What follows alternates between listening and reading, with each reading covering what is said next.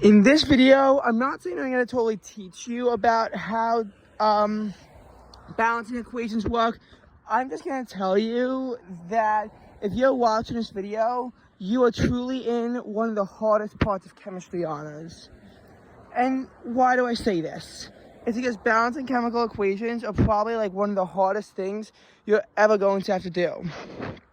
The problem is that there's no one set solution, and you really need to have it balanced in the coefficients.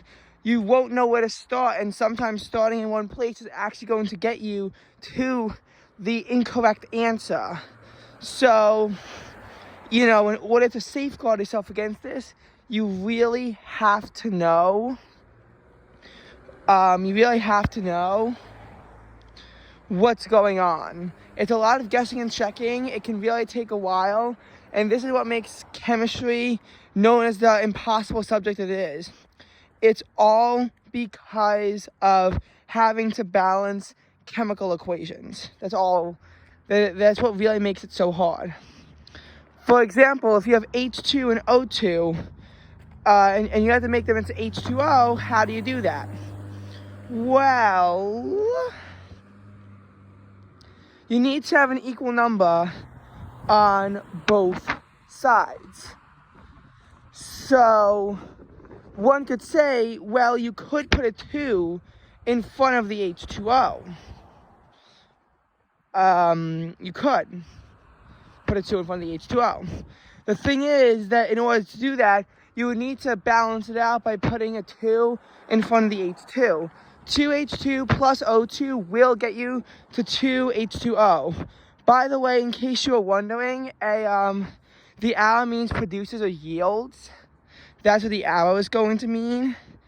The plus means the separating substances, and it was ever in the list next to it. So S is solid, L is liquid, G is gas, and AQ is aqueous solution, so dissolved in water. If you see energy on the left side, then that means that the reaction is endothermic. If it's on the right side, it's exothermic. This was learned back in Unit 2, but it's still something that you need to know, even here in Unit 7. So again, balancing chemical equations is always going to be about the coefficients that you need. That's all I can really tell you. Again, you are really in for a rough quiz and a rough test. The worst part is that the stuff also carries through the rest of the year. So if you're not pinning this down, it's going to be a difficult quarter for you. But if you do it calmly, then you should be fine on that front. That's all I can really tell you right now.